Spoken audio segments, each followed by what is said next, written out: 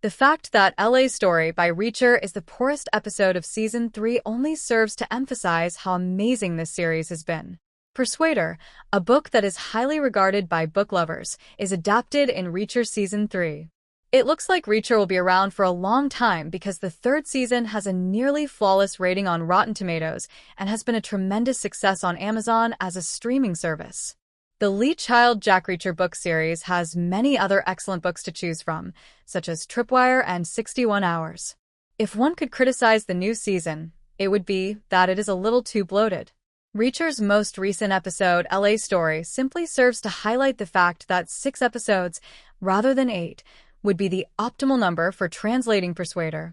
With Quinn, Brian T., preparing to close his most recent deal, Reacher, Alan Ritchson, preparing to blast the latter's head off, and Agent Duffy, Sonia Cassidy, enlisting the ATF in her investigation, Episode 7 sets the stage for the approaching finale. Even though it's a serviceable episode, it feels like filler. Season 3's earlier episodes have lengthy action or tension sequences. LA Story lacks all of that, with characters spending the most of the show reviewing their intricate plans in offices or motel rooms. The only true source of tension is Duffy's attempt to stop Reacher from killing Quinn. There are no major set pieces or plot twists. Although it's good that Neely and Jack are finally back together on film and the road trip element adds some spice, LA Story is nothing more than a wheel-spinning exercise. Ideally, Reacher's finale's initial 15 minutes could have been used for the entire show.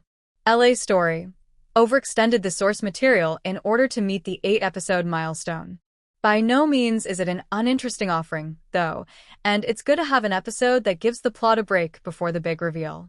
Beck, Anthony Michael Hall, and his son Richard, Johnny Berchtold, make amends, and LA Story at last verifies that Teresa, Duffy's informant, is still alive, if not in the best of health.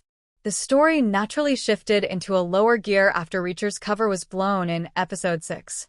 Episode 8 will see Reacher running amok around the Beck estate, including the much-anticipated Reacher versus Polly fight, if the source material is any indication.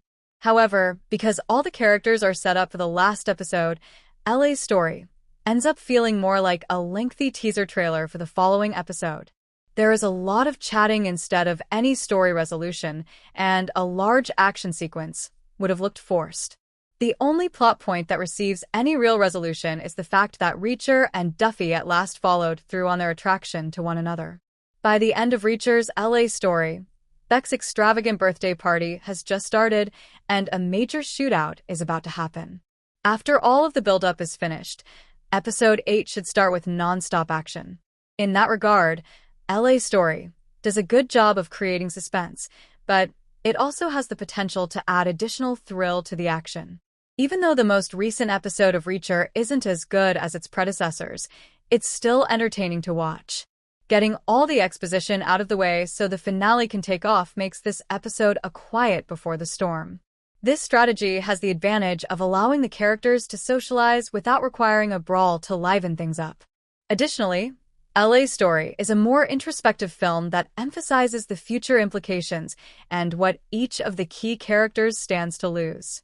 All things considered, that's a respectable standard and shows how enjoyable the series has been, even if LA Story is the poorest of Season 3.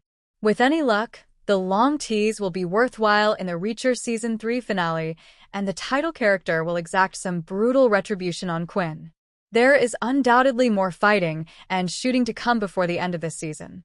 Remember to like, share, and subscribe to my channel for more videos.